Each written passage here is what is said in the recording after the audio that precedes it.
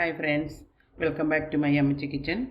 ഇന്ന് നമുക്ക് ഒരു വട്ടയപ്പം ഉണ്ടാക്കാം. അതിന് വേണ്ടിയിട്ട് ഞാൻ 2 കപ്പ് അരി എടുത്ത് നന്നായി കഴുകി ഒരു 5 മണിക്കൂർ കുതിർത്ത് കൊണ്ടുവന്നിട്ടുണ്ട്. ഇത് നമ്മുടെ സാധാരണ നമ്മൾ ഇഡ്ഡലിക്കൊക്കെ ഇടുന്ന അരിയാണ്.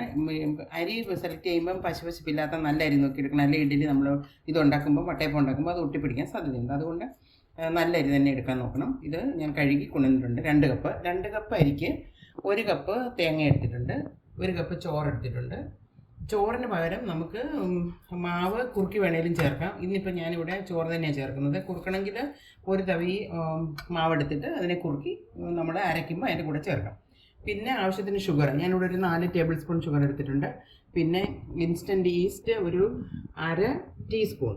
പിന്നെ ഒരു അല്പം ഉപ്പ് നമ്മളുടെ ടേസ്റ്റിനെ കോമ്പൻസേറ്റ് ചെയ്യാൻ വേണ്ടിയിട്ട്, മധുരത്തിനെ എല്ലാം കൂടെ ചെയ്യാൻ വേണ്ടിയിട്ട് ഒരു ശകലം ഷുഗർ. ഇത്രയും സാധനങ്ങൾ മതി. പിന്നെ അരയ്ക്കുമ്പം അഥവാ നിങ്ങൾക്ക് തേങ്ങാപ്പാൽ ഇടണമെങ്കിൽ തേങ്ങാപ്പാൽ ഇട്ടാൽ ഭയങ്കര ടേസ്റ്റ് ആയിരിക്കും.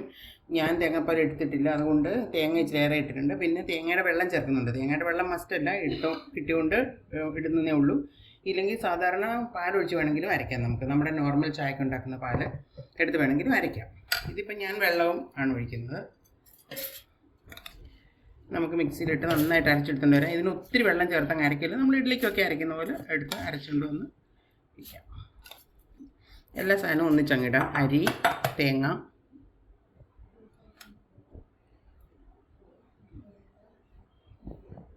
അരിയും തേങ്ങയും കൂടെ ഞാനൊന്ന് കറക്കി കൊണ്ടുവന്നിട്ടുണ്ട്. ഇനി നമുക്ക് ചോറിടാം. 2ആയിട്ട് അരയ്ക്കണമെങ്കിൽ 2ആയിട്ട് അരയ്ക്കാം. ഞാൻ ഇത് ഒരു ബാച്ചിലങ്ങ് അരച്ചെടുക്കാം. ഈ മിക്സിയിൽ ഇത് നന്നായിട്ട് അരഞ്ഞ് വരും, അതുകൊണ്ട് കുഴപ്പമില്ല. അതുകൊണ്ട് ഞാൻ അതിടുവാണ്. ചോറ്, ഈസ്റ്റ്, ഉപ്പ്, പിന്നെ ഒരു കാര്യം മറന്നു, ഒരു ഏലക്കായും കൂടി ഇട്ടാൽ അരയ്ക്കുവാണെങ്കിൽ രാവിലെ ഇട്ട് നമുക്ക് ഒത്തിരി ഇട്ട് കറക്കേണ്ട ആവശ്യമില്ല. ഒരു ഏലക്കായും കൂടെ അങ്ങിടാം. ഒരു 4 സ്പൂൺ ഏലക്കാപ്പൊടി രാവിലെ ചേർത്താലും മതി. ഇപ്പോൾ ഇടുവാണെങ്കിൽ പിന്നെ നമുക്ക് രാവിലെ അതിനിട്ടങ്ങ് ഒത്തിരി ഇട്ട് ഇളക്കേണ്ട ആവശ്യമില്ല. അപ്പോൾ ഒരെണ്ണം ഈ അരിക്കകത്തോട്ട് തന്നെ അങ്ങ് ഇടുവാണെങ്കിൽ നന്നായിട്ടങ്ങ് അരഞ്ഞോളും, കടിക്കത്തുമില്ല. പിന്നെ ഒരെണ്ണം മതിയാവും. ഇനി നന്നായിട്ട് അരച്ചിട്ട് വരാം. മാവ് നന്നായിട്ട് അരഞ്ഞിട്ടുണ്ട്. അത് നമുക്കിനി ഒരു പാത്രത്തിലേക്ക് എടുക്കാം.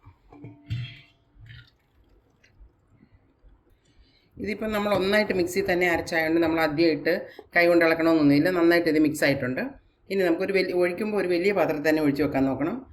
ഇതിപ്പോൾ ഞാനൊരു ഏകദേശം ഒരു വലിയ പാത്രമാണ് എടുത്തിരിക്കുന്നത്.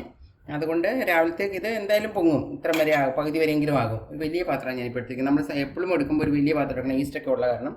പിന്നെ രാത്രിയിൽ ഇതിൻ്റെ അടിയിൽ ഒരു പാത്രം വെക്കണം. അഥവാ ഓവർഫ്ലോ ആയെങ്കിൽ ആ പാത്രത്തിൽ വീണ് കിടക്കും. അതെടുത്ത് നമുക്ക് ഉപയോഗിക്കാൻ പറ്റും. ഇല്ലെങ്കിൽ ഫ്ലോറിൽ വീണാൽ പിന്നെ അത് വേസ്റ്റായി പോകും. അങ്ങനെ. അപ്പോൾ ഇനി നമുക്ക് ഇതൊരു നൈറ്റ് വയ്ക്കാം, നാളെ രാവിലെ തുറന്ന് നോക്കാം.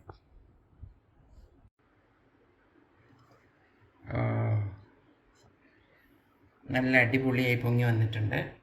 ഇനി നമുക്ക് ഉണ്ടാക്കാം.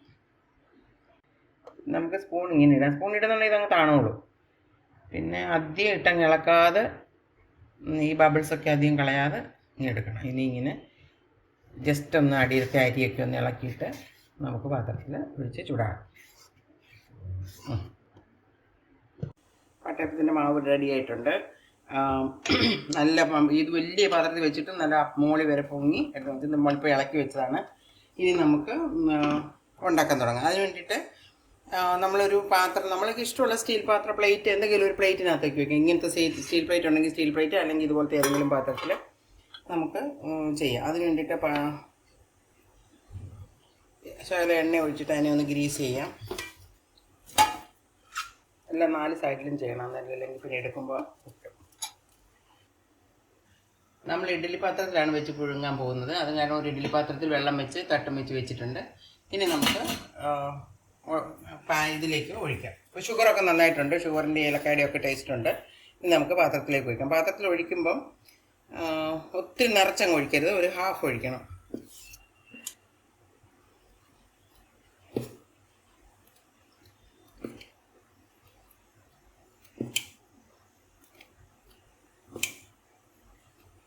മതിയാവും. ഇനി നമുക്കെടുത്ത് നമ്മുടെ ഇഡ്ഡലി പാത്രത്തിലേക്ക് വയ്ക്കാം. ഇതിനെയും ഹൈ ഫ്ലെയിമിൽ വെച്ചിട്ട് ഒരു നല്ലപോലെ ആവി വരുന്നുണ്ടെങ്കിൽ നമുക്കിതിലേക്ക് ഡ്രൈ ഫ്രൂട്ട്സ് ഒക്കെ ഇടണമെങ്കിൽ ഡ്രൈ ഫ്രൂട്ട്സ് ഇടാം. ഒരാവി വന്നിട്ടില്ല, അല്ലെങ്കിൽ പിന്നെ അങ്ങ് താണു പോകും. നമ്മളിത് പൊങ്ങി വരുമ്പോഴത്തേക്ക് നമ്മുടെ നട്ട്സ് എല്ലാം അങ്ങ് താഴോട്ട് പോകും. അതുകൊണ്ട് ഇതൊരു ആവി കയറി കഴിയുമ്പോൾ നമുക്ക് വയ്ക്കാം. അതുകൊണ്ട് ഒരു അടച്ചു വയ്ക്കാം. ആവി വന്നിട്ടുണ്ട്, നമുക്ക് തുറന്ന് നോക്കാം. എന്നിട്ട് നമുക്ക് ഡ്രൈ ഫ്രൂട്ട്സ് ഇടാം. സൈഡ് നമുക്ക് ഡ്രൈ ഫ്രൂട്ട്സ് ഇടാം. ഞാനിപ്പോൾ ഇവിടെ കാഷ്യൂനട്ടും ഇത് വിടുന്നുണ്ട്, മുന്തിരിങ്ങയും വിടുന്നുണ്ട്.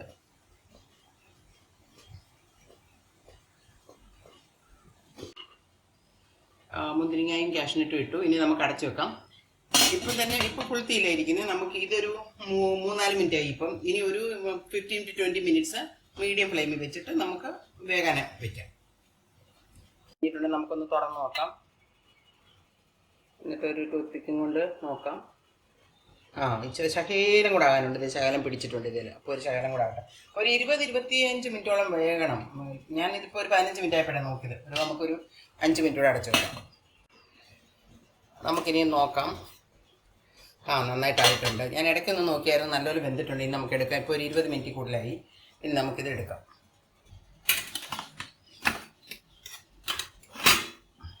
ഇനി നമുക്കിത് നന്നായിട്ട് ആറാൻ വയ്ക്കാം. നല്ലതായിട്ട് പൊങ്ങി വന്നിട്ടുണ്ട്. ആറാൻ വയ്ക്കാം. നെക്സ്റ്റ് നമുക്ക് ഈ പാത്രത്തിലേക്ക് ഒഴിക്കാം.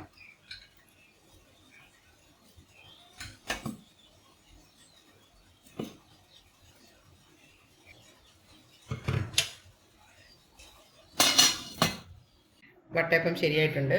ഇത് 2 പാത്രത്തിൽ ഇങ്ങനെ ഉണ്ടാക്കി, ബാക്കി ഇങ്ങനെ ഇഡ്ഡലി പാത്രത്തിനകത്തോട്ട് സ്മൈലി ആയിട്ട് ഉണ്ടാക്കി. ഇനി നമുക്ക് നല്ലതായിട്ട് ആറിയിട്ടുണ്ട്. ഇനി നമുക്കിതിനെ എടുക്കാം. ഇതൊക്കെ സൈഡൊന്ന് ഇളക്കിയിട്ട്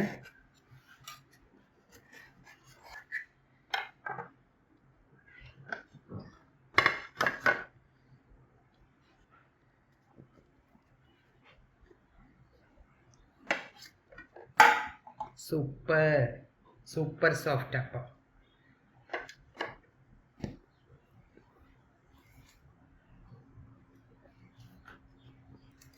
അടുത്തത് നമുക്ക് അങ്ങനെ തന്നെ ചെയ്യാം. ഇത് ചെറിയ പാത്രത്തിൽ ഒഴിച്ചത്, അതുകൊണ്ട് ഇതിനധികം കട്ടിയില്ല. അത് നല്ല ഭംഗിയായിട്ട് വന്നിട്ടുണ്ട്.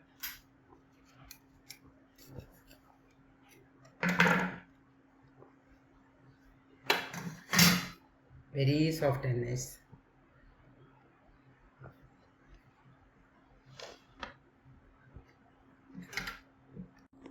അങ്ങനെ നമ്മുടെ വട്ടയപ്പം റെഡി ആയിട്ടുണ്ട്. ഇത് നല്ല മുറിച്ച് നല്ല സോഫ്റ്റ് ആയിട്ടുണ്ട്, നല്ല ഭംഗിയായിട്ട് വന്നിട്ടുണ്ട്. ഇതുപോലെ എല്ലാവരും ഉണ്ടാക്കി നോക്കണം. ഇഷ്ടപ്പെട്ടാൽ ലൈക്ക് ചെയ്യണം, കമൻറ്റ് ചെയ്യണം. എൻ്റെ ചാനൽ ആദ്യമായിട്ട് കാണുവാണെങ്കിൽ സബ്സ്ക്രൈബ് ചെയ്യാനും മറക്കരുത്.